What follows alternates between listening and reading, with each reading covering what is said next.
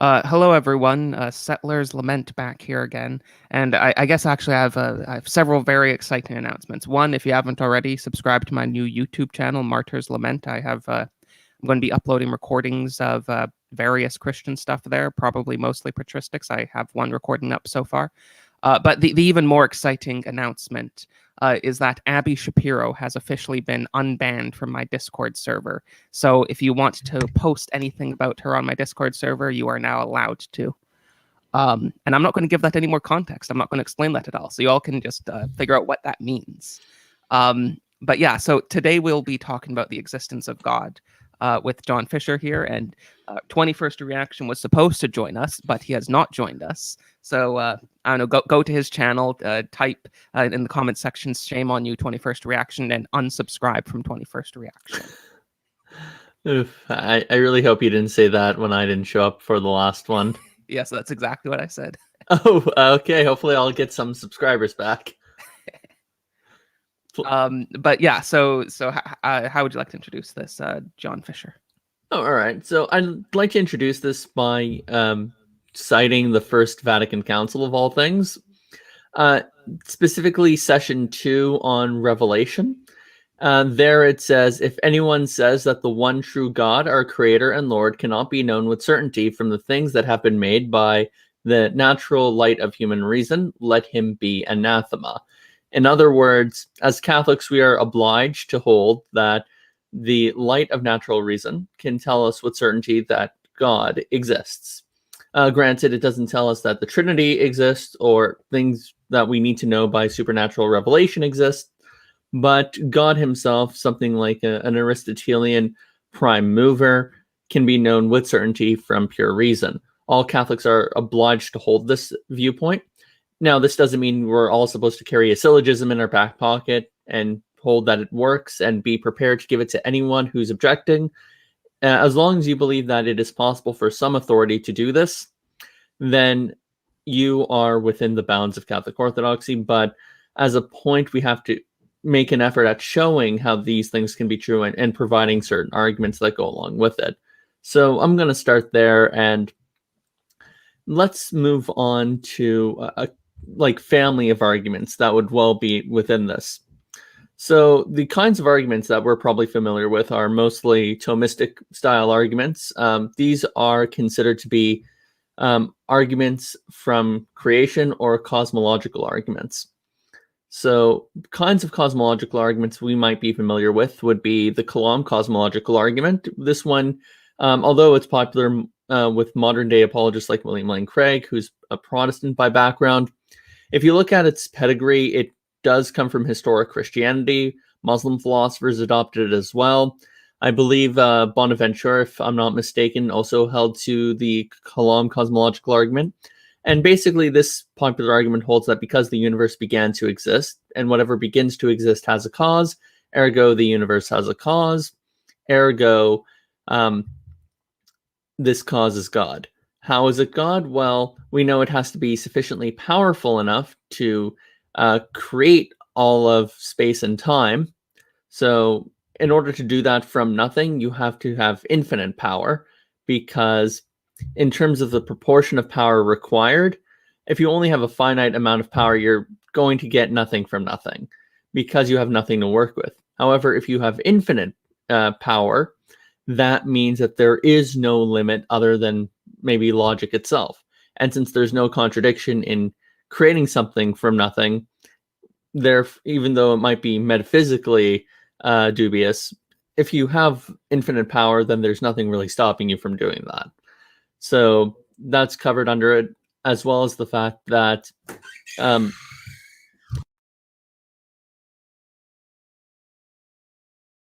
I'm sorry, I was interrupted. So as I was saying, also from the fact that you only really need one infinitely powerful cause, you don't really need to rely on any others. And what else is there? Oh, right. If when you have a being who is an agent, so it's a personal cause, it's not necessitated. So if you have a necessary cause, something which just always creates the universe, then the universe is going to need to be necessarily created. And if that cause doesn't have a beginning, then the effect will not have a beginning, in which case the universe didn't begin to exist. However, if you have a cause that works by means of a free will, then that cause can go from not willing to willing, and the universe can go from non-existing to existing. So we have all that. As to anything like goodness or something along those lines, or being all-knowing, that's a little harder to prove. But if you go with something like divine simplicity, then that seems to fit with power. So this relies on a lot of auxiliary assumptions as well. So in terms of being all good, if you believe in something like Aristotle's final causality, the idea that something is directed towards something else or exists for a specific purpose, then insofar as it lives up to that purpose or end, such a thing is considered good. So for example, an axe would exist for the sake of cutting a tree. That's its final cause. Now, if you have an axe and it's really good, it does a good job of cutting down trees, since that's the purpose to which it exists for. If not, you have a terrible axe.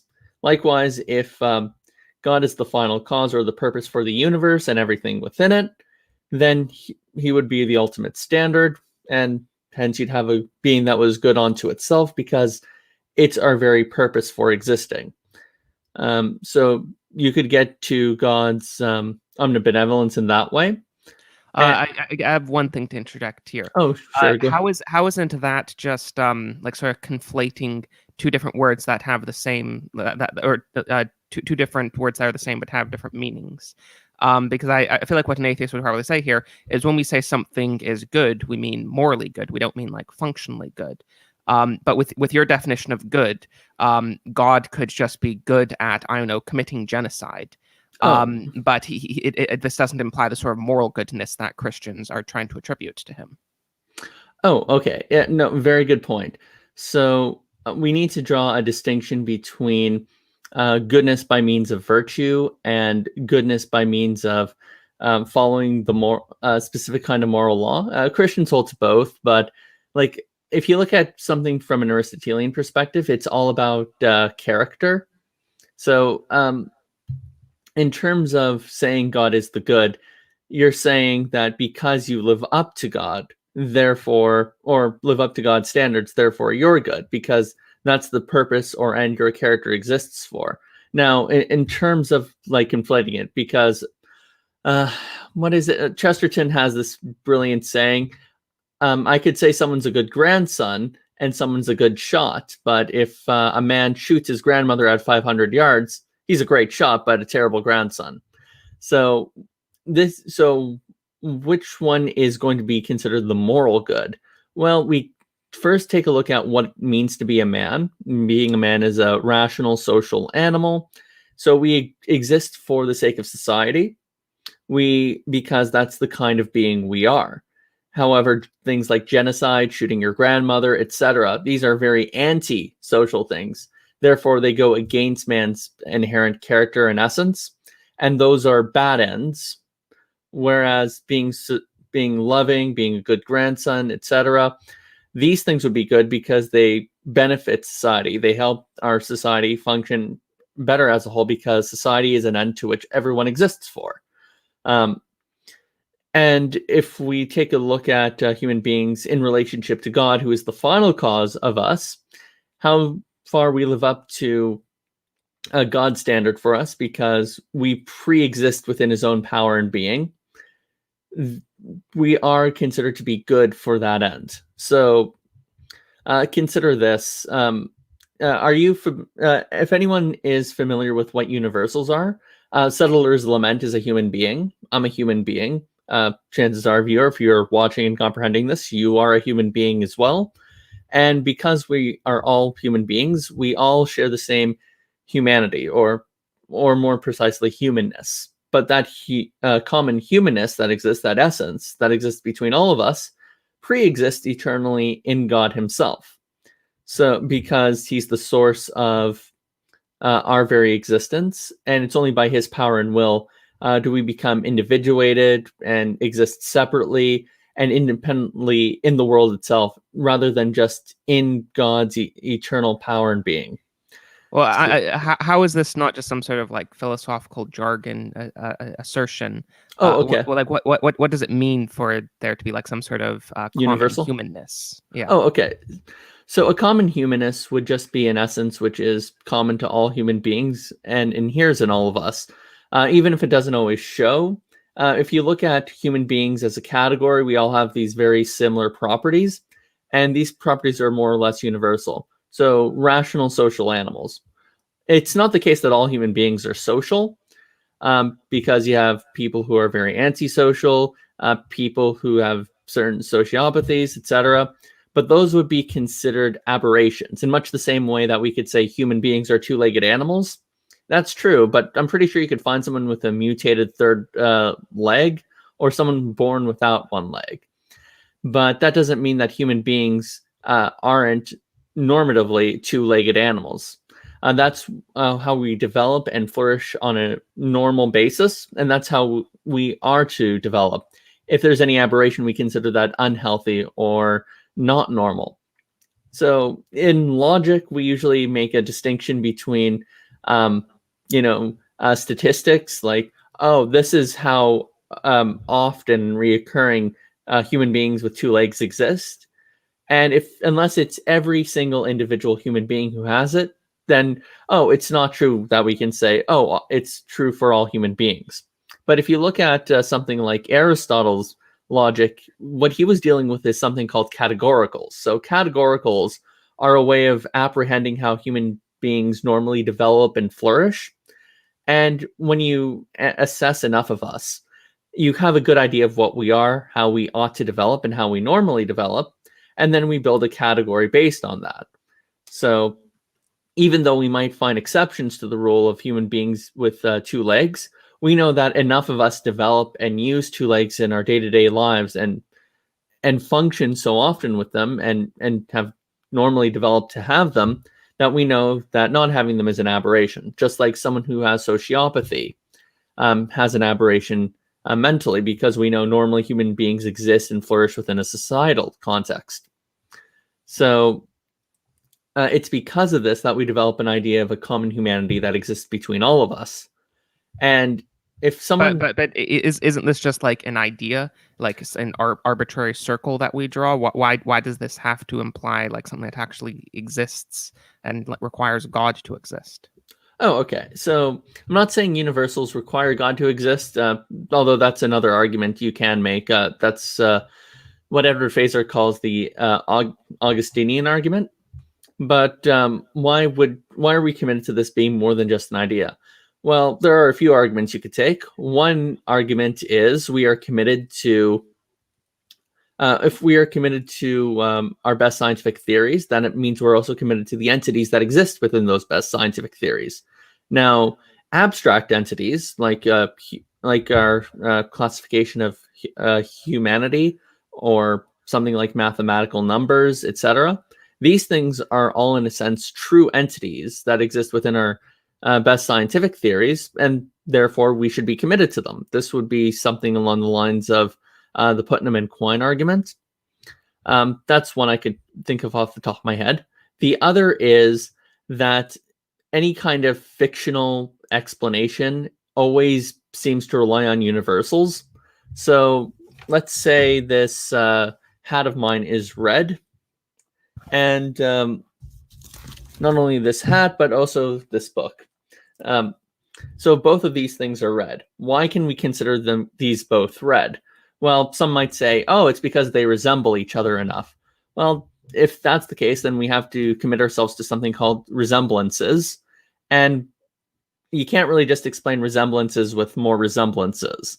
You could say that, because they belong in the same set, we have an idea of them. And because we have an idea, we categorize them in the same set with one another. Well, in that case, what's a set? And what's an idea? So you're positing another universal to explain a universal. And it seems that unless you think of universals as being something that's completely basic onto itself, then you're just always stuck explaining a universal category with just another universal category. So those are two reasons to believe why we are committed to the existence of universals as being something greater than just our ideas of them, or resemblances, or categorizations. It always seems to just result in that. So we are committed to these things. It seems we have an idea of our humanity. They seem to pre-exist eternally in the mind of God. And because of this, we have our specific end in God. And we can say that he's all good, because ultimately we understand ourselves perfectly in the mind of the Creator. And because all the essences of all things exist within his mind, he has and any and all essences exist that could even exist, pre-exist in his mind. We can actually call him all-knowing. So that's how you would conceptualize the Kalam arguments, but you could always get there by not even the Kalam. You don't even need to posit the universe has a beginning. So it might be the case that even if the universe was eternal, God is still the cause of it. So one other way of doing this is showing that motion exists, and motion is the idea of something becoming actualized from a potency. So, for example, I have a cup of coffee right here. Now, in terms of how it came to exist, how it became an actual cup of coffee, it was a potential cup of coffee because it was just coffee. It was just instant coffee not 5 minutes ago. Now, before you judge me, it's not that terrible, and this was the only thing in the house. Now, the point is, how did it become actual from potential? Well, there were a bunch of movers. I was a mover. The hot water was a mover. All of this stuff came together, and a cup of coffee was actualized. Now, that's one way to explain a series, like in going from one state to another. This is called an accidental series, and it's called an accidental series because even though the causes are not necessarily existing anymore, this cup of coffee can continue to exist without them existing any longer. So if I was to die, if the coffee grinds that or the instant coffee that I made this from was to disappear, this coffee would still remain the same. Now, an essential causal series is a little different. So this cup of coffee that I'm holding, the reason it's the reason the liquid is still actually together rather than just on the floor, which it could potentially be, is because it's being held together by a cup. And the reason this cup isn't spilling over is because my hand is holding it up. And my hand is holding it up because my body is holding it up. My body is supported by the floor, etc. So there's a essential series that's always constantly actualizing it. Now, you could always go a little deeper. Why is it being held together? Well, there are underlying atoms that are holding it together. Now, we could even go further. Why do those atoms exist rather than not exist? Well, you could always explain this by appealing to some prior law of physics, but ultimately you also have to keep in mind this. These things exist rather than not exist. So we could conceptualize someone like Harry Potter, who does not exist. He's a human being, whereas I'm also a human being who does exist, even though you could describe us in the very similar way. And the reason why is because his essence has not been given existence, whereas mine has. And in light of this, we could always say we need something which is pure act, something which could not in principle not exist and always have to exist, because you're always going to need to explain a potential state of affairs. So this is why we would posit God as being the unmoved mover or creator of the world.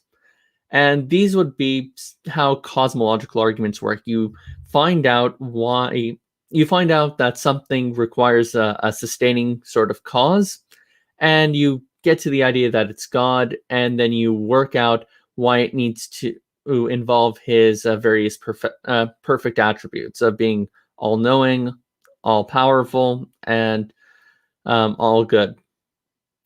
Um, is there anything else you'd like me to go into or explain? And audience, feel free to ask. Yeah, if you have any questions, at Settler's Lament, so I can see it. Yeah, I mean, I know again the sort of main counter argument that atheists are always going to use is that these just seem like arbitrary philosophical assertions. Why do you need something that holds motion together in a infinite if in a chain? Well, if it's not purely act, then it has some potentiality within it. And if it has some potentiality within it, you're going to have to explain how that went from being potentially causal to being actually causal. Because if there's some kind of motion that just begins to exist or just starts existing without some prior mover, then it seems something is actualized or brought into being with nothing. And from nothing comes nothing. So that would be why it's not possible. And in terms of why motion has to be posited in general, like why are we coming to like this arcane Aristotelian idea? Well, it's actually because of a resolution that came about by a dispute between two other pre-Socratic philosophers, Heraclides and Parmenides. When it seems like something is brought into being, so when this coffee is being made, it seems to like come into existence. Now, if you're going to hold that it comes into existence, it seems like it comes from nothing, unless you're going to posit some kind of cause from its being. So how does this coffee go from non-being to being? Well, it needs a mover. Otherwise, you're stuck believing that it always existed, which is something Parmenides did. He believed that there was no actual movement, but rather everything that was actualized is always actualized. And any kind of notion of change, you're just merely, it's just merely an illusion. On the other hand, you have Heraclides who said, oh, change is the only real thing that exists, and everything is always in flux and coming into being. And that's also weird as well, because it would mean that there's no permeance within the world, and that was something Heraclides was prepared to take. But there's always don't the like big brain science people say that atoms are always like bouncing against each other, even on a solid object? So doesn't that prove his assertion? Well, even an atom has some sort of permeance. It's not like atoms begin to exist every split second or at the most unindividuated second in time. Atoms are always going to require some permeance as well. It seems like anyone who wants to buy into that has to at least buy into change on some kind of atomic level. So that doesn't really get you out of it. Okay, that's the only sort of counter argument I could think of to that. So if I had to venture some kind of counter argument, it would be, well, we actually do know from relativity that the B theory of time is true, and that the world is really a four-dimensional block, and any change is really not there, and we're only envisioning states of then and later. There's no such thing as like a temporal becoming. And to be fair, this is a point Edward Feser brings up because he doesn't believe in a four-dimensional block of space and time. And on the other hand, some Aristotelians do, like Robert Koons, and they explain potential and actual states in a way which is always relativized. I'm not going to get into that debate, but that would be a little bit of a better one.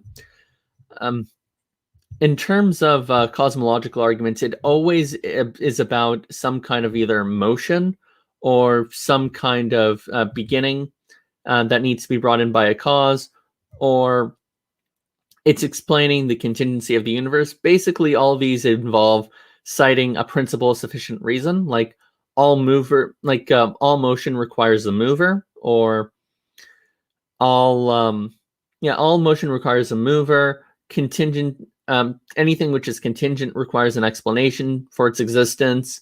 Anything which begins to exist has a cause. It requires some kind of principle that requires a sufficient explanation, and ultimately it terminates with God as being the only suitable explanation for this. Those are your cosmological arguments. Now, in terms of how good these hold up, it's really tough to say, because sometimes they actually do involve quite a bit of science that goes into it. So, for instance, the Kalam cosmological argument. There are many scientists who do not agree that the universe had a beginning. They usually try to explain it some other way. Some even are willing to say that it's possible to describe going back and something always going back in time where it approaches the beginning but never arrives there. I'm not sure how really that works in terms of providing an explanation, because one could always like chop up anything in that way. Like if a tortoise has a 5-minute head start, by the time you get halfway there, you'll have to get a quarter of the way there, and then you'll have to get a tenth of the way there, et cetera, et cetera. So a lot of the time, it seems like the math is really hard to parse out. I don't really stick to cosmological arguments myself, because there's just a lot of metaphysical speculation to go about with them. I think the contingency argument is probably the best one. The contingency argument works like this. Every state of affairs has an explanation either in itself or in another object. Now, if we start off with that, so for example, my own existence, that has an explanation in something. My parents coming together, and of course, they have a sufficient explanation, which is their parents going back together, et cetera, et cetera. Now, you could always just go back.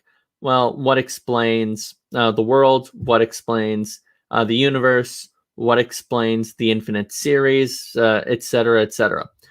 There's always some kind of explanatory reason for it, because it seems like anything that could exist could have also not have existed. So it always goes back to a necessary being that is fully explicable in and of itself. Because it's necessary for it to exist, it can't have any further explanation, and therefore such a being would have to be something like God.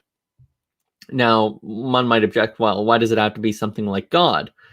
Well, for example, in order for it to be, in order for the universe itself to be non-necessary, if God himself was necessary and not a personal cause, then you'd have necessitarianism, which means the universe itself is necessary, but that's not possible. And Duns Scotus has a very brilliant answer. If anyone thinks that the universe is necessary or everything is necessary, beat him and burn him.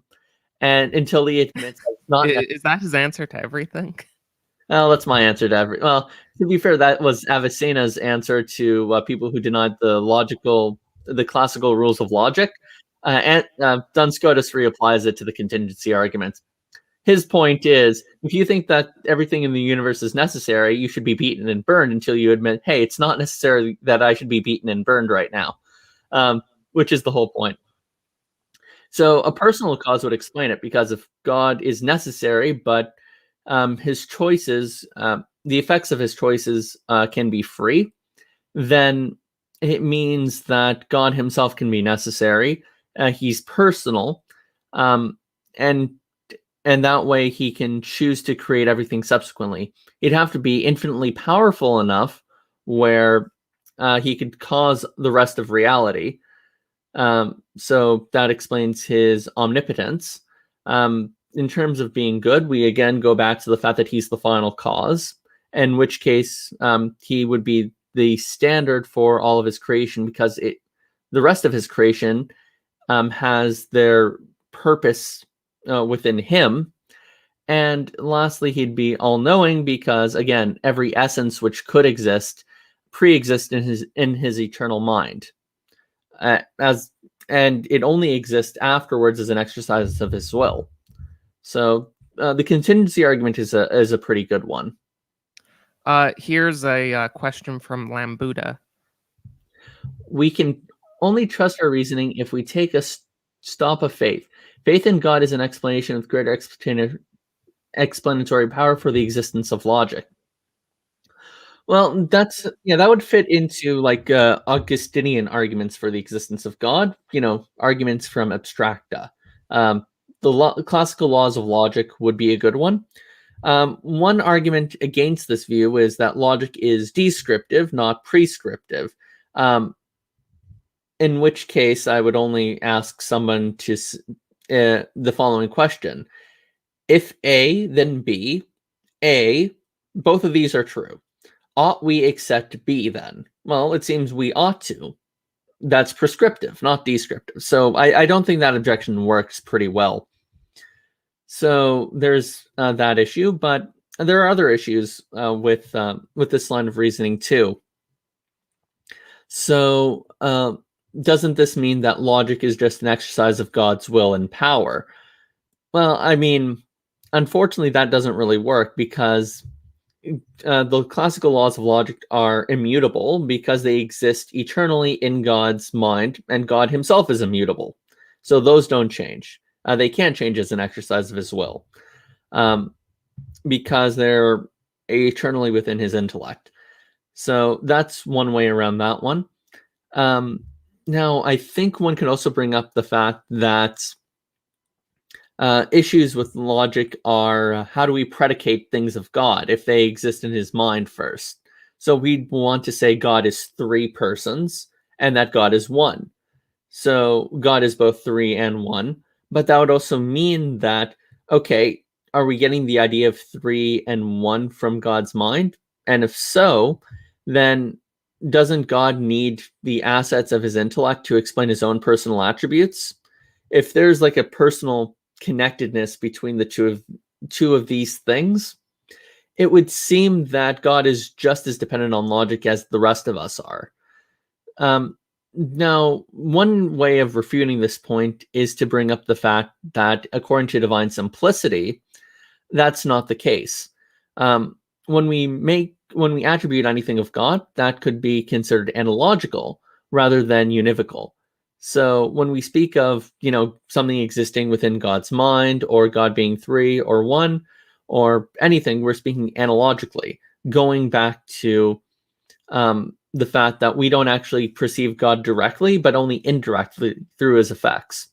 So, for example, if I and you were in a conversation, you don't have access to my knowledge or anything going on within my mind, but you make inferences knowing what goes on in your mind and finding the effects that I'm saying and just thinking, oh, this is similar to when I do this.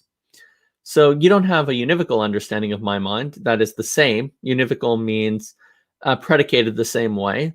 So, for example, this book is red, my hat is red. The term red is being used in the same way because it's found equally in both those things in the same way.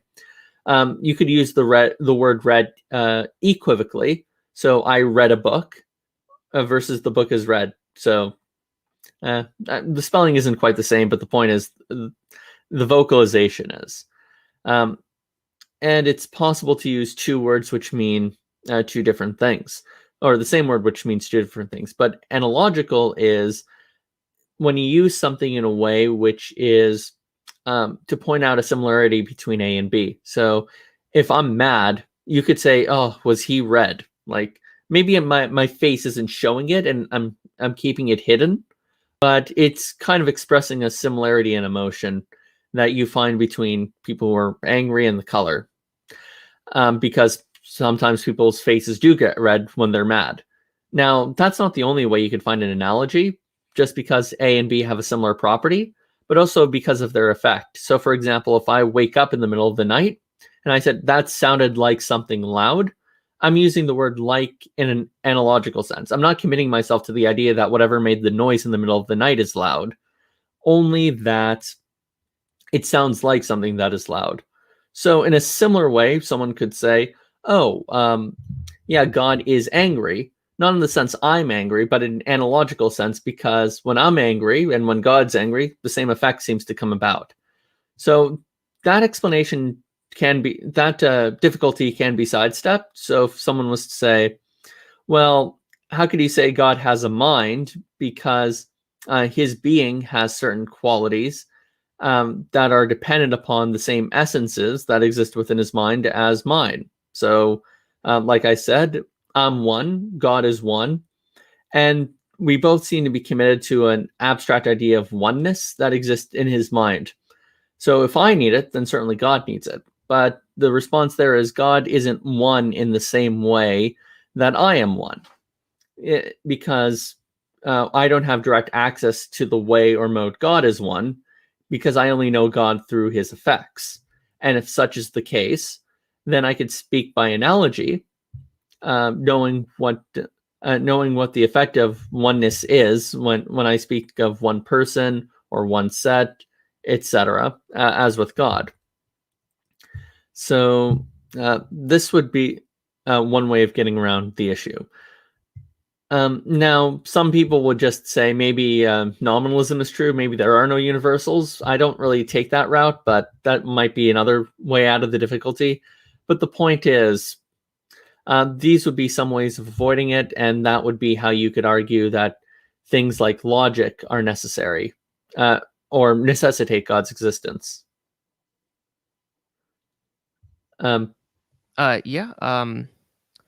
Here's another question from Lambuda. Thank you for the £5 donation. Thank you for your answer. Do you have a view on Kant's transcendental argument? Well, I mean, what's funny about Kant's transcendental argument is I think he gave it up himself because he was awoken from a dogmatic slumber, thanks to David Hume. And that was more during his rationalist phase. Personally, I think that abstracta is a very difficult subject. So there are a few philosophical commitments that you might be beholden to in order to explain this. But I think in general, if you believe universals exist, I think that's a good indication that God himself exists. I wouldn't use it in like a deductive way Kant used it. I would use it in a more probabilistic way. Like there seems to be these abstract ideas or entities that exist. Typically, we see them in minds. Therefore, most likely we can conclude it is in the mind of God, but not necessarily. I think there might be other explanations that could suffice. Aristotle didn't believe this. He believed that universals existed in the instantiations themselves, and then human beings just abstracted them. No need for God. You just need to just find universals of human beings, abstract those, and you have humanness. In terms of math, well, that might not be as readily explainable. You might be able to say certain mathematical entities are just helpful fictions. Even science uses those. So that might be one way of getting around it. That would be how I would if I was an atheist. But in terms of how I would see the transcendental argument, I think because universals typically exist in minds, and because typically some of these seem immutable, then at the very least that seems to strongly suggest God. So that's generally what I think of it. I think the argument is too strong, but when you phrase it in a more probabilistic way, to say that it's suggested by the fact that the only thing that holds on to these universal ideas are minds themselves. Therefore, we could presume that it's most likely a mind that does it, that's transcendent. I think that's a fairer argument to make. John, it's pronounced Lambuda. I thought it's Lambda. No. Well, hey guys, sorry I'm so late. I had to pop in from some terrible traffic, but I was following along this whole time, and I would just like to remind everyone to unsubscribe from 21st Reaction. No, I'm just kidding. But anyway, so I don't know if you covered this one, but how about a response to Descartes, the kind of Cartesian skepticism where in his meditations he's considering a hypothetical where he's questioning his own sensory experience, like thinking, imagine a demon is, trying to deceive me as much as possible about the nature of reality. So what happens when you go down that rabbit hole of being skeptical about your own capability of reason and your own experience? Right. Well, I'm just going to resort to my favorite thought experiment again. If someone is in Cartesian skeptic mode, beat him and burn him. And when he says to stop it, ask him, how do you know I'm doing it? And I'm just not a figment of an evil demon or something. So I know I seem to have a crutch on that, but my general philosophy is if you can't explain simple elementary things like your experiences of being beaten and burnt and tortured, it's probably not a good philosophy. Solution to many problems. Yes. By the way, Liam has a question that Lambuda said was really good, and I happen to agree with him. Liam Whitsworth. Hello, guys. I've been following your channel for a while now. Have to say these concepts are fascinating. Why would God be a trinity? Why not more iterations? Or why not less? Right, I would say that... So just in case anyone doesn't understand that, I'm assuming what he means is if he can be a trinity, why can't he be like an infinity? Yeah, like infinite not persons. 3 persons, why not infinite numbers of persons? Very good question. Ooh, I love this one. All right, so I would say that... yeah, it's, all those things certainly seem possible in the sense that... only in the sense that if a revelation was to come by that said there are 4 persons in the quad trinity, for example, that would be an understandable state of affairs. But the reason why we believe in the Trinity is by revelation alone. Really, the natural response should always... Really, if it wasn't for revelation, I think I'd be a Unitarian. The simple understanding I would have is this. We believe in a Trinity because it's been divinely revealed to us, and that we wouldn't know it because it's a mystery. Mysteries require revelation. There's a reason why people would be perfectly rational in believing that when the priest consecrates bread and wine, it would just remain bread and wine, because they haven't been given the gift of revelation, nor do they have they assented to the grace to believe in it. That's why we hold to the Trinity. Now, I think the Trinity is defensible, but from a rational perspective, it's not something that entails a contradiction. But I don't think that it's something which you can prove a priori or by any kind of natural theology. Yeah, I mean, we've of course this whole live stream has been talking about arguments from philosophy to prove the existence of God.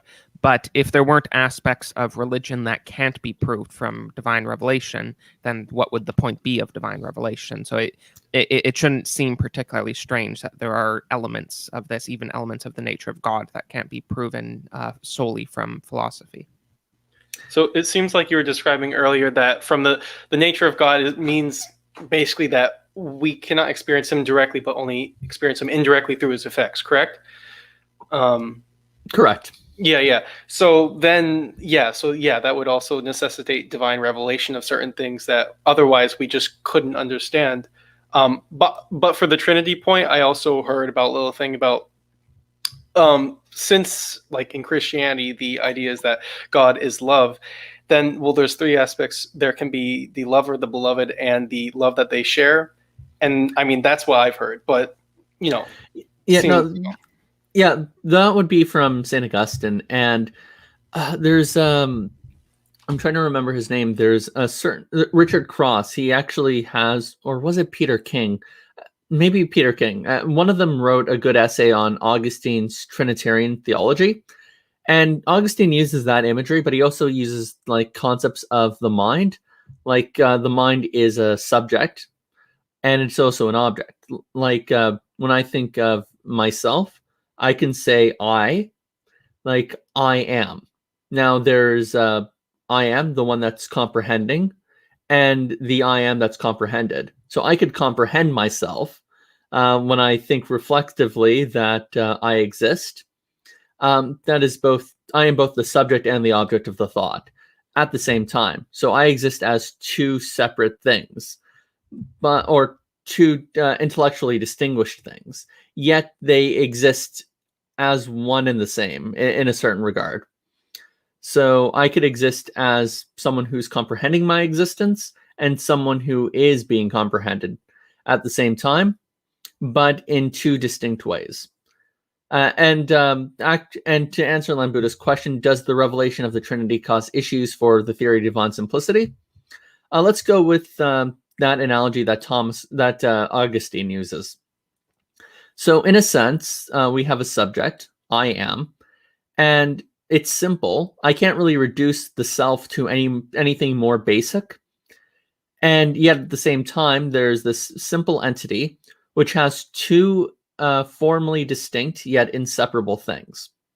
So when I say formal distinction, I just mean something which has two different aspects which you could distinguish from one another, but you can't really separate them. I can't separate the myself from as the subject from myself as being the object of consideration. So the self can be something which is thinking and at the same time the object of the thinking. Those two aspects are inseparable from one another, yet they're still simple and they can't be reduced to anything simpler. In the same way, you could have the Father, Son, and Holy Spirit, which are three aspects formally distinct from one another, so you can distinguish the three, but at the same time, they're part of they're three aspects of one substance or one entity. So that's how you could kind of build an analogy or similarity that shows how something can be formally distinct and distinguished in two aspects, but one and the same entity under consideration. Yeah, Wow. to sort of give a run up or a further explanation to Liam's to Liam here, that would definitely be a bad way of conceptualizing the Trinity, because that would imply that God, that the Father, the Son, and the Holy Spirit are three different parts of God, not that they're all fully God. Mm-hmm. Not not that I'm trying to like diss you or anything. Just trying to explain this. Fraternal correction is very important, and I think we all benefit from it. Yeah. It's quite a mystery, literally. I'm just so glad that matters of religion and philosophy make me feel dumb. Right. Like there's such rigor to it that that like new atheist folks don't think is there. That's one of the serious problems that they deal with, is like they get exposed to religion in a really non-rigorous, perhaps emotive, and not to say like charisma or emotivism is bad in religion or anything, but just like ways that seem saccharine to them, and so they never understand that there's some serious in-depth thought to it. Maybe, just maybe, really passionate, dedicated people that literally sat around all day and like meditated, maybe, just maybe, they asked the same questions that you're asking now. Maybe they thought about that, and then literally generations of people did this over and over again. Maybe they kind of figured it out. Just saying. Yeah, exactly. So one other thing to keep in mind is I really like the complexity of the Trinity, because no one would make up something which is so counterintuitive. Like if you were going to make up a religion, you'd probably want to keep it simple. Like, yeah, God is this one entity, one person. That's it. Nothing too hard to comprehend about that. Now, we have another we have another sort of a question from the chat on the Trinity. It's not really asking anything specific, but I don't know if you could explain it a bit more for this dude. I was raised a Jehovah's Witness, but I left for a life of hedonism. I am not anti-Trinitarian. Perhaps I do not understand it or have not been given a proper explanation of it. If for any confusing part, feel free to just ask or bring it up. But I think one thing to consider is we are not really disposed to hold to Trinitarianism, because in our daily lives, we're just so used to dealing with an entity who's just one person, and nothing more, nothing less. So of course it's very hard to conceptualize someone who is, or some entity who's three persons, especially God himself. So yeah, it can be very hard, but there's a lot of good literature on the Trinity. I think any real good explanation of it, you could always just also bring up the fact that there's Mysterianism as well.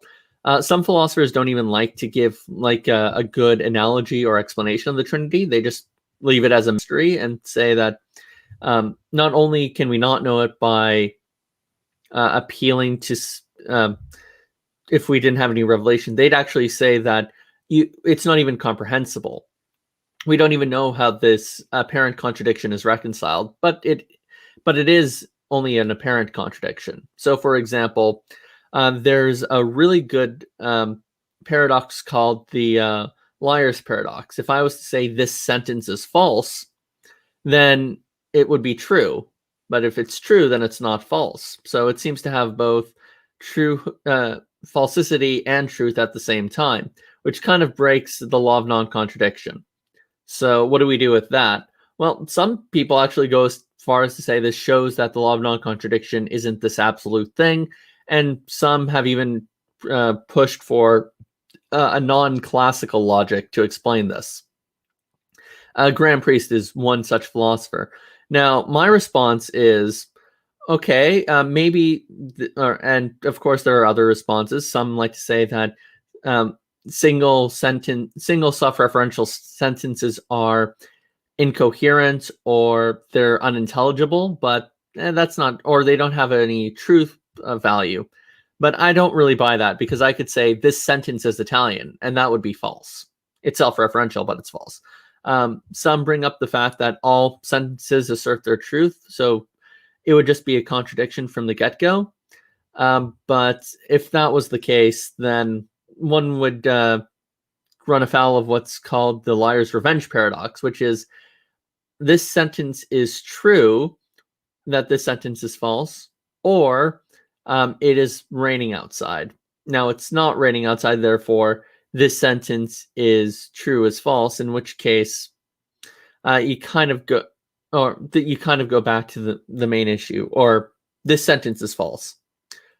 So you kind of go back to the main issue, and you don't really have to deal with this whole all sentences assert their truth, because it's a disjoint. All I would be saying is it is true that either the sentence is false or that it's raining outside. If it's not raining outside, then the sentence is false, and you're just back into the liar's paradox once more.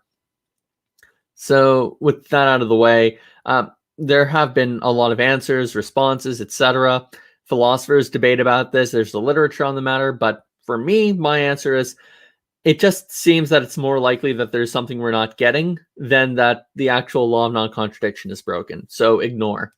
So what can seem like a paradox might not really be a paradox. And if these can exist in the realms of logic, math, if they could exist within even maybe the sciences, why not theology? It seems that it's perfectly fine to assert that there seems to be a paradox, but maybe not really, and it's going to be revealed to us how this can be rectified. So that might be another take you can make. If it's in Revelation, it's just there. So there's no real point in just challenging it, because we all seem to deal with paradoxes within our epistemology, and sometimes we gloss over it. We could say it's a seeming paradox rather than a true paradox. And if that's the case, then it should apply to the Trinity, especially when God reveals it. Yeah, that makes sense. Chazer2222 for £2 says, "Thank you both for epic content." Cowboy hat. Thank you very much for the money. And yeah, that reminds me. Everyone, please remember to unsubscribe from 21st Reaction and comment that he sucks under his videos. But John Fisher was on time this time, so remember to subscribe to John Fisher. Thank you. Now, so we've been through the cosmological argument. Other lines of argumentation you could take are the ontological argument. So these ones I would not suggest, not because they I haven't been convinced by them. I actually think that on certain days that the ontological argument holds, but ultimately I withhold any kind of full-on assent to any of them because it seems like how should I put this? I don't really have the apprehension of logic to make a determination on the matter, and these ontological arguments really get into systems of logic, which I stay away from because you have to get into semantics, logic, etc. And ultimately, they're not really convincing to people because even if they were true, it seems like they're one of these kinds of arguments which are too good to be true. So I can't really sign off on them myself, but I have no doubt that there are certainly Christians who have better reasons than I to hold on to them. John Smith says the ontological argument is the best argument of all. I don't really share that opinion. I think that even if it is sound, people just seem to think it's more likely to be a trick than not, and they just end up ignoring it. I think it has a lot of conceptual value, like thinking of God as that which nothing greater can exist, but that I don't think is enough for it to be an argument for the existence of God. And also, one other issue with the ontological argument is if you go back to the decree from the First Vatican Council, it reads, if anyone says that the one true God, our creator and Lord, cannot be known with certainty, and this is the important part here, from things that have been made by the natural light of human reason, let him be anathema. From the things that have been made. So these would be knowing God through something in creation. The ontological argument doesn't do that. It just goes directly into the essence of God. So it doesn't. So if only the ontological argument was true, then we'd have a problem because it seems to be anathemized on revelation. If it holds, it holds. If it doesn't, it doesn't. But in either case, this isn't the one kind of argument that the First Vatican Council holds us to. So couldn't you say that logic is a part of creation? No. Logic, certainly the laws of logic govern creation, but the ontological argument doesn't actually go from logic to God's existence. It goes from the nature of God, his essence, to God's actual existence. So it actually is about going to God's existence from his essence, and that's how ontological arguments work. It always starts off with some premise like God is that which nothing greater can be conceived, and then it works its way to God exists, or God is a maximally great being, therefore God exists after a certain set of premises. It always starts there, and it never starts from something in creation itself. Okay. There was something I was going to say, and it wasn't just unsubscribed from 21st Reaction. Oh, right. Yes. How about to sort of deal with the opposite side?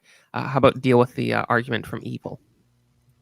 All right. So there's no argument from evil, no one argument from evil. There are arguments from evil. So I'll go with the strongest one, the logical problem of evil. So the logical problem of evil works like this. God is all good and all loving, and also all powerful and all knowing. So he has those attributes. But if it's the case that he has those attributes, then he shouldn't have any motivation to allow evil. But there is evil. Ergo, God doesn't exist. So a few problems with this line of argumentation. One, it never really seems to tell us anything in terms of like what God has to create in terms of what he's bound to. So, for example, does this mean that God has to create the most perfect world? Well, if that's the case, then God couldn't create any world, because you could always just ask yourself the question, why doesn't this world have one more morally good person within it? Then it would be a better world. And you could always just think of one better world by adding one better person. So it doesn't seem like God has any moral obligation to create the best world. Well, how about just limiting it to any world without evil? There are plenty of those to choose from. And that's fair. But there's also another thing to keep in mind as well. why isn't God able to show mercy and overlook the evils within the world and create a world where he knows people are just going to do evil anyway? It's so, for example, there's an interesting thought experiment where, let's say, a husband and a wife decide to have sex. I don't know, like they have a kink or something, and they end up having a child, but it was on top of an abandoned nuclear power plant or something. The child ends up growing up. They have certain mental defects, yet at the same time, both parents would never be in a situation where they wish their child would never have been born. What they did was wrong, but they always would want their child to remain and stay there, and they don't regret the existence of the child. Now, with God, he doesn't really have any moral obligations. So one could always say, yeah, they shouldn't have done that, and that's because God obliges them not to do such a thing. But at the same time, God allows evil, so because some good comes out of it. Likewise, there are plenty of goods that exist within the world, and God seems to be well within his right to overlook them in order that some good might come from it. So it could very well be the case that God is actually more benevolent in tolerating evil, not less. So, and that's actually something that's revealed in this line of argumentation from the logical problem of evil. It tries to make God into a moral agent and say that he's morally obliged not to create a world that's perfectly good, but or create a world which has any degree of evil in it. But God doesn't have any moral obligations. He is the good. He's not a moral agent.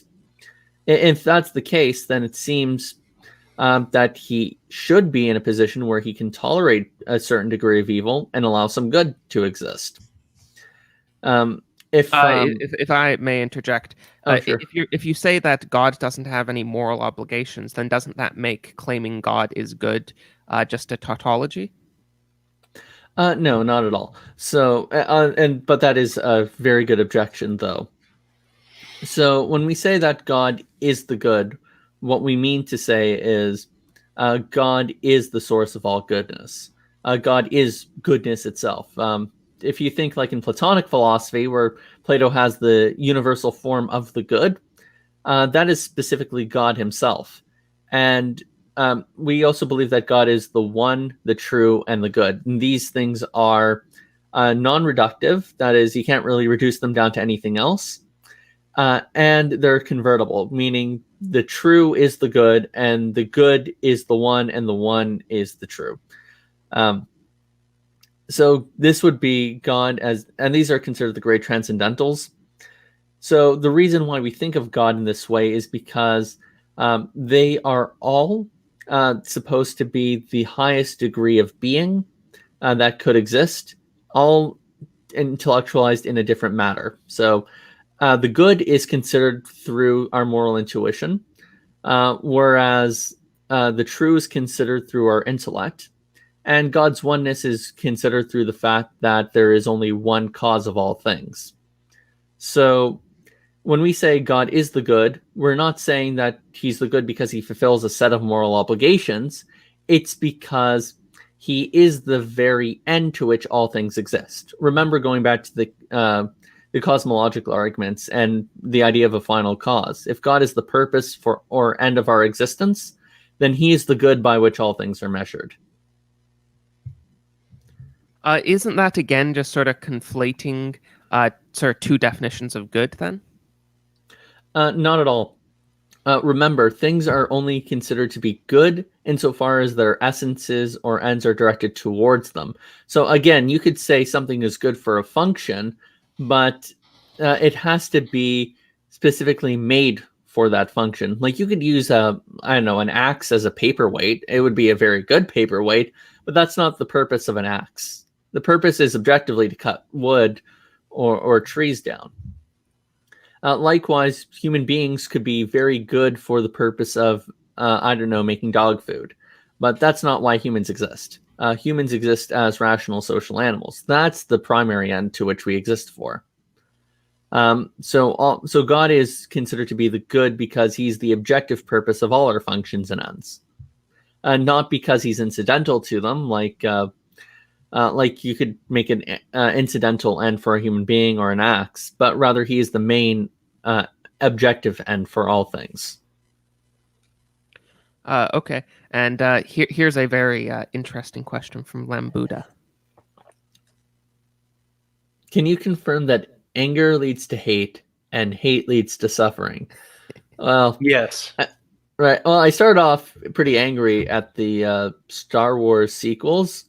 Then I began to hate them, and my hatred of them led to my suffering. So there we are. Speaking of hatred and suffering, why not have we covered the most common atheist argument against God is that I hate him and he makes me angry at what he does, therefore he does not exist.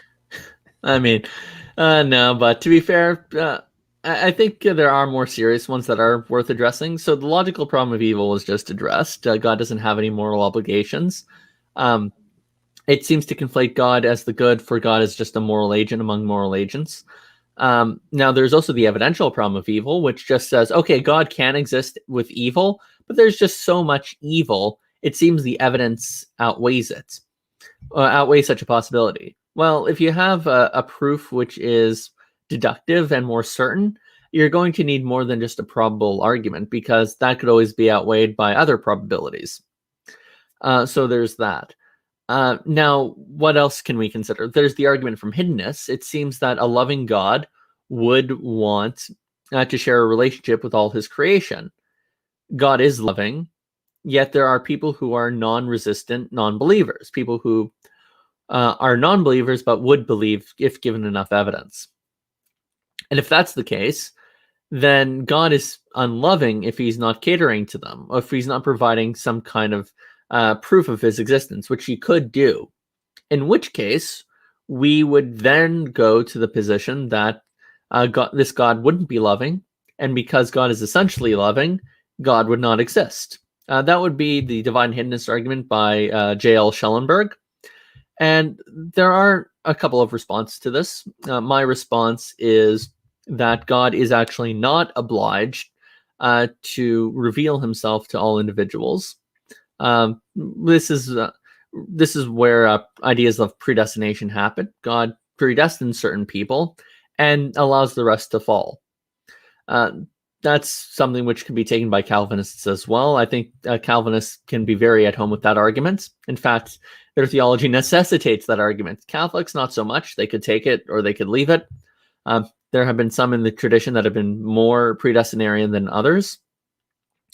Another way of addressing the argument is just to point out the fact that if there's anyone who is a non-resistant non-believer, and they just are not convinced out of some kind of invincible ignorance or something akin to that, even Catholic theology would recognize that such a people could still be saved by an underlying desire, and maybe God is keeping them away just so they'd be in a better position to be saved by this secondary effect. That's something which is also plausible, all things considered. How wide or how short you want to consider that is up to you. You could also doubt there are non-resistant non-believers. That's another possibility, because original sin naturally makes us averse to accepting God. So as much as you like to tell yourself, oh, I would believe if God gave me enough evidence, original sin tells us that's not the case. You're predisposed not to want God. So that's another argument you could take. There are no non-resistant non-believers. Nature just makes you less likely. So, or original sin in light of nature makes you less likely. So those would be certain ways of objecting there. Other arguments that an atheist could feel at home with? Well, how about the existence of heinous evils? One could maybe excuse evils like lying, which exists, or I don't know, animal abuse. But how about things that are truly awful, like infants that are being, I don't know, killed in the womb at a huge level with abortion? Like, that's happening right now. God seems to be all powerful enough to stop it, yet he allows this super heinous evil to go on. Why doesn't he do anything about it? So this just goes back to the argument from evil, but it substitutes it with heinous evils. And this one is actually a lot more difficult to deal with. But I think the best response is just to go back to the point about classical theism, which is God is not a moral agent. And if God is all powerful, then even though the evil is heinous, there is no evil heinous enough where God cannot bring some good out of it, even if it's beyond our possibility to comprehend how it might be. So I think that basically is an argument from incredulity. You're saying that there is an evil which you can't rationalize or understand as being resolved, but that doesn't mean it's beyond God's intellect or power to do so. Well, don't challenge their rationality. They are the peak. They are the apotheosis of reason and rationality. But my question actually was, how far down the predestination route are you allowed to go within the church?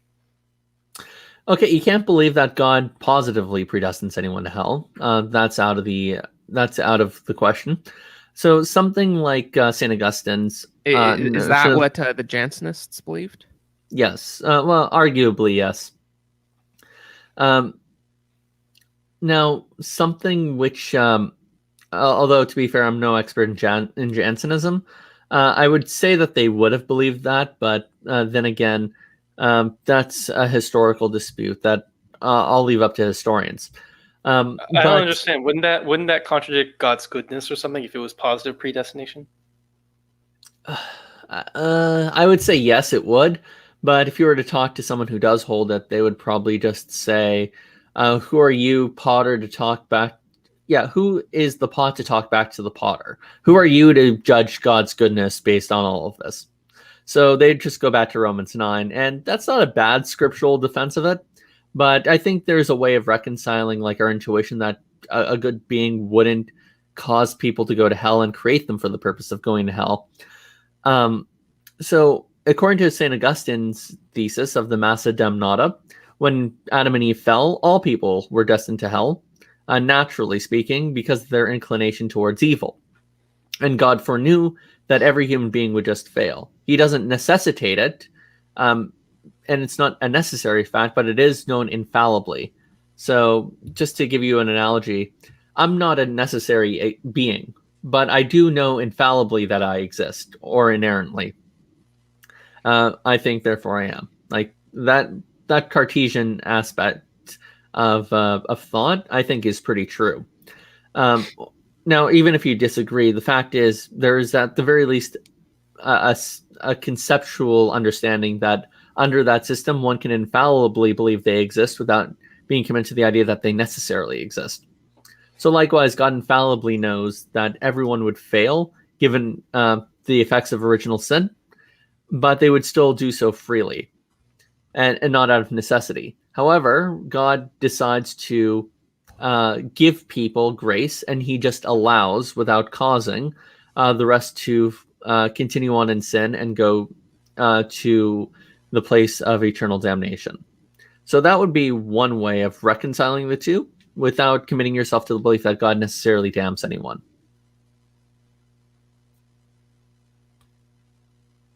You stunned me with your brilliance. So yeah, I love that quote. yeah. So anything else? Oh yeah, I should stress that again. Catholics aren't committed to that viewpoint, but it is permissible. Okay. Yeah. So, is there anything else on any of the stuff that you have to say, or 21? Any more questions? Chat? Any more questions? Scorched Earth said only God is good because he knows when to be good and to be evil for a higher good. God is not a hippie. That doesn't make any sense. That's like, it's not a perfect analogy, but it's kind of like saying hot knows when to be cold. Well, cold is the absence of hot, so it's not really. It's like evil is the absence of goodness. So it's not fair to say that God's doing evil. He permits evil and extracts good out of it somehow. Right. So I would rephrase it by saying I would rephrase it by saying the following. God is not good, rather God is the good, and that's just based on his nature and what he is. So there's no further explanation. And he knows when to be good and he knows when to intervene to bring out the good, and when to not intervene and to allow evil, because he knows when it is most fitting to do so and under what circumstances, because he's all-knowing. So that's how I would rephrase that and understand it. Now, I would also like to give one other kind of argument, which is the moral argument, specifically the one I think is the most convincing, if that's okay. Yeah, of course. By the So way, many would arguments. would it be possible for me to do a screen share? I do have a PowerPoint here that I thought might be helpful. All right. So the following is what's called the moral perfection argument by philosopher John E. Hare. And the moral perfection argument is a kind of moral argument. It goes like this: we ought to be morally perfect. If we ought to be morally perfect, then we can be morally perfect. Our first conclusion is we can be morally perfect. Premise 3 is we cannot be morally perfect unless the Christian God exists. Therefore, the Christian God exists. So I'll go over the premises. So the first premise, we ought to be morally perfect. If we have moral obligations, and I think we do, then we ought to follow them. And if we ought to follow each of them, then it also follows we ought to follow all of them. This might seem like a fallacy of composition, but just remember that there doesn't seem to be any reason why, when you consider them all together, they ultimately lose out on their obligatory force. I think even just counting them individually is just fine. They still, even individually, each have to be followed. And if we are bound to fail, then it follows we could be excused at the very least from our actions. So we all should strive for a kind of moral perfection based on this fact. Premise 2, ought implies can. So if we ought to be morally perfect, then we can be morally perfect. So the first reason is ought implies can't. Ought implies can. This is a principle given by Immanuel Kant. And if we ought to do something, it presumes that we can do something. If somebody says that I ought not have cheated on a test, then it means I had the power not to cheat, which I most definitely did. I most definitely did not cheat, but I mean, no one was forcing. If somebody was forcing me to cheat on a test, like gun to my head, then yeah, I could be excused. But all things being equal, if I could avoid doing it, then that means that in part, there's reason to blame me. And the second reason is nature does nothing in vain. If we're disposed to following the moral law, then it follows we have the means of doing so. So, for example, we have the means, we are naturally disposed to eat. We could overeat, we can undereat, but it follows that we have the ability to eat and maintain what we need. And that's kind of the golden place where we always ought to hit. Likewise, if nature gives us like a moral intuition and a desire to follow the moral law, then it seems that it would be weird for us to have that disposition, but also not have a means of achieving that end or goal. Our body is designed for health. It's designed for proper eating. It's designed for love. Everything. We've evolved for these things or these ends. And so it means that there should be some way of doing so. Otherwise, it would be weird. Not just weird. It would be incongruous given our history.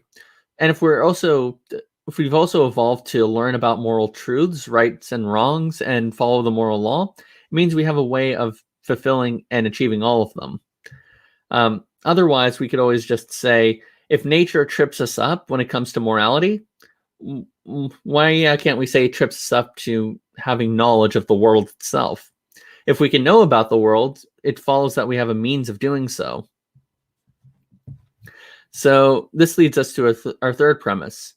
We cannot be morally perfect unless God exists. And this is why Christianity is the most likely religion for this. The atonement actually provides a way of becoming morally perfect, even if we fail, because Christ died for our sins, we take on his righteousness. And I know that sounds like a very Protestant talking point, but it's actually not at odds with Catholic teaching, because when we receive God's grace, we are being perfected and being renewed internally. And it's something we participate in. And God also has the power to imbue us with moral perfection. So normally moral perfection is achieved by working, so perfecting ourselves, becoming better day by day, practicing being honest, practicing fortitude, practicing courage. But of course, because of original sin, we fall short of that ability and power to achieve that character. But God still has that power within him. So it seems that because of God's omnipotence and his moral goodness, and because of the atonement which Christianity has, there is actually a way to be morally perfect, while at the same time recognizing where our faults are, and also recognizing that we have a drive to this end and that we have a means of achieving this end. That was a good one. Despite the PowerPoint giving me academic PTSD, just seeing PowerPoints again, man, it was very good. Sorry, I just also saw that Scorched Earth gave a second response, and he says, knowing when to be good and evil. He quotes Ecclesiastes chapter 3 verse 8, a time to love and a time to hate, a time for war and a time for peace. Wow. Oh, I didn't know we had a official theologian in the chat, a doctor of the church in the chat, determining to us that hate is evil and war is evil. Right. Yeah. I mean, God can hate. In fact, St. Thomas Aquinas affirms this, but hatred isn't evil. I hate things like abortion. I hate things like rape. I hate like gratuitous evils, but it doesn't therefore mean that hatred of mine is unjustified. No, we ought to hate evil things. And God actually hates everyone insofar as they are evil, but loves everyone insofar as they are good. Now, there's no, in that end, because God does it, it just means that he has a will which is attuned, and a hatred which is attuned for hating the right thing at the right time, at the right place. War is often a necessity because in a fallen world, people abuse their power, and war is just a form of self-defense. So that's not really evil. That's more along the lines of taking up your moral duty, which is something we're supposed to do in light of the harsh reality of sin. Yeah, be filled with hatred. From the great words of Emperor Palpatine, I can feel your anger. It gives you strength. It gives you fortitude, or whatever. I'm paraphrasing. We have a couple other sort of relevant questions in the chat. I'm not interested in answering this one right now. How is orthodoxy wrong? I might do a stream on like why Catholicism or something like that in another time, but it's too off topic. So if you want to talk about sort of interdenominational stuff, we talk about that a lot on my Discord server. So feel free to join that if you want to chat, but it's just too off topic for this one. But there are some other questions that were more on point. Here's one about God's omnipotence. Omnipresence, I mean. Okay, if God is omnipresent, would that imply that everything and everyone is good? Would the Buddhist belief that says the same be equally as true? So when we say God is omnipresent, we just mean that there is no place in space that isn't caused to exist by God. So I would say that when I claim God is omnipresent, that means that every space that exists within the world itself, God is in a sense there because he is that place's cause, not because he is the very thing itself. So God isn't space, but he is the cause of space. In light of that, space doesn't have his goodness, but it does have its existence through God's power and omnipotence and through his goodness, but isn't his goodness and isn't his power. This is actually a really good thing to sort of explain, because I know that I know that a lot of like just sort of normal Christians don't understand what omnipresence really means, and they have this type of misunderstanding. So it's good to get that out there. Mhm. But yeah. So is there anything else anyone has to say? Is that it? Any more objections, arguments, topics, whatever? Christ is king. For now and forever. Okay, so that's it. I'll take that as a yes. So unsubscribe from 21st Reaction. Reaction you don't get to shill. John Fisher, would you like to shill? Yes, subscribe to my channel, Original One Productions. Feel free to donate to my Patreon. Your support is always helpful. I'm continuing on a series of Lumen Gentium 2. It's been a while since my last video. I hope to have one hopefully by the end of this week. In terms of future upcoming videos, I already had one with a friend of mine, Contra Sedevacantism, and we're going to do another one on the Novus Ordo liturgy sometime next week. Yeah, I watched that. That was a really good discussion. In particular, there was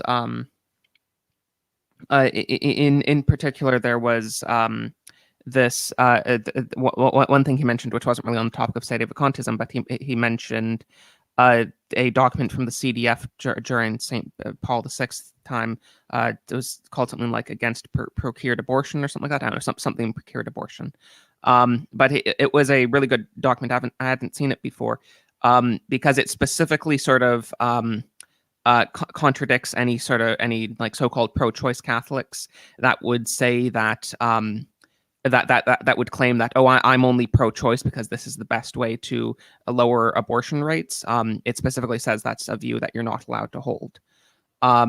So yeah, it was a good document. I've never seen that one specifically before. But yeah, subscribe, check out his channel. And 21, I guess I'll allow you to shill. Yeah, well, my channel is just too amazing for you. Can't resist it. I recommend watching my Progressive Utopia video that I made with a very good thumbnail on it. Very optimistic. But yeah, I like to do some video lectures, some montages, some compilations.